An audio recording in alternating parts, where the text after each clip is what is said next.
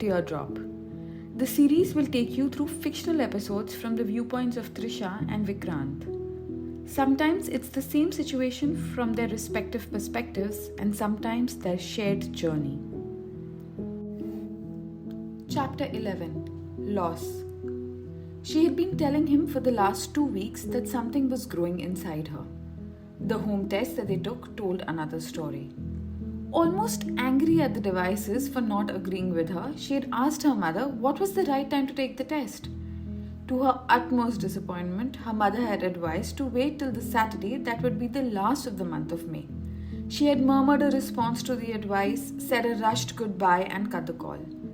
A minute later, she called and asked the husband to pick up a couple more tests on his way home. The 4 tests she had taken over the last 2 weeks refuted her claims. As the fated Saturday neared, the mother asked her if she had taken a test. She had replied, "Today, I'll take one today." On a bright Saturday, when the month of May was breathing its last, 2 lines appeared on the home pregnancy test. The couple was jumping with joy and crying happy tears into each other's shoulders as they held each other tightly. The two weren't patient enough to let the euphoria set in. They held each other, exchanging light kisses while they called their parents and siblings to share the joyous news. Everyone was super excited. She was the first of the generation on her side of the family to announce the arrival of a baby. He was the baby on his side of the family. The baby who was on its way was a special one and was awaited eagerly. Even before the congratulations subsided, the advices started to pour in.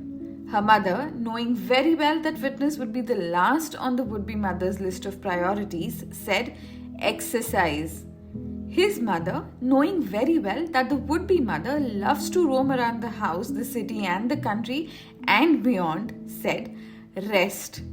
Her sister-in-law gave a long list, comprising mostly of foods she loved or what not to eat.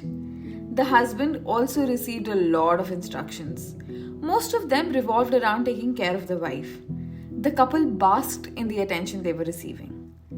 The smiles had stayed on their faces through the night. In the middle of the night, she had woken up for a glass of water and a tinkle. He had aired an immediate warning, "Be careful." Normally, such an instruction her way to the bathroom would have irritated her. She would have retorted, "I will be careful unless told otherwise."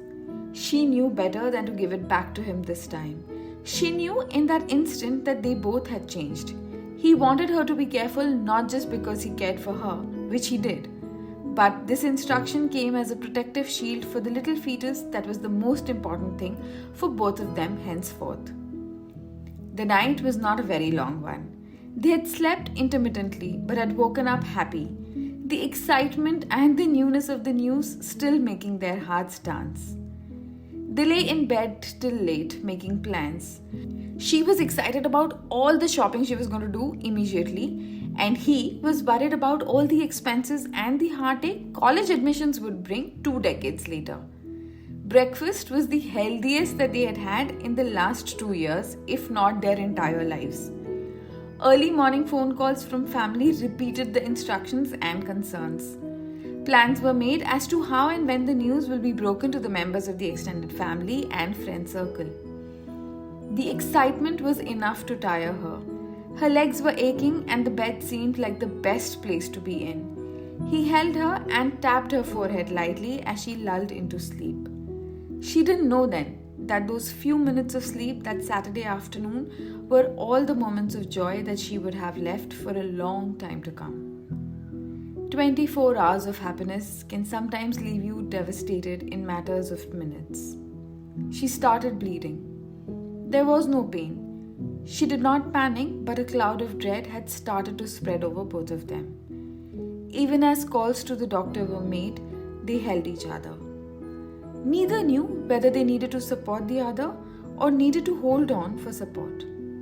The smiles that had been plastered over their faces for the last 24 hours were ruthlessly ripped off. They looked as if they were going to appear for an exam which they had not prepared for and knew very well were going to fail even if they gave it their all. The drive to the hospital was a very long one. partly because he was overly cautious. He did not want her to go through any pain. He knew even though she was smiling, even though she was hiding her tears, even though she was saying the right positive things she was supposed to, he knew that she was suffering. So he drove through the wide tree-lined roads of Delhi at speeds he had never driven before, 20 to 30 kilometers per hour. At the hospital, the staff was very caring. They kept reassuring her that nothing was so wrong that a little rest would not remedy.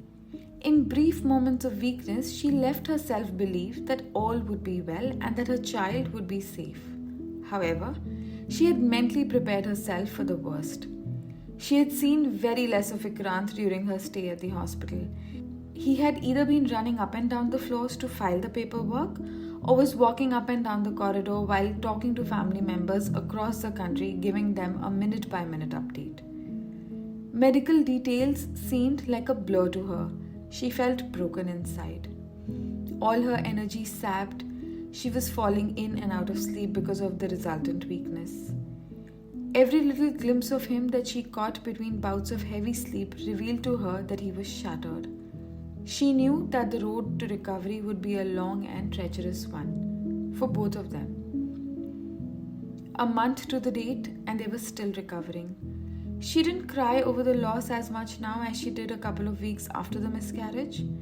She wrote her heart down on paper. She consciously diverted her attention to newer projects and completion of older ones. The weakness now lasted only a couple of hours per day. She gave everyone she met a huge bright smile, willing them to smile back at her with all their positivity. The last month had been hectic for him.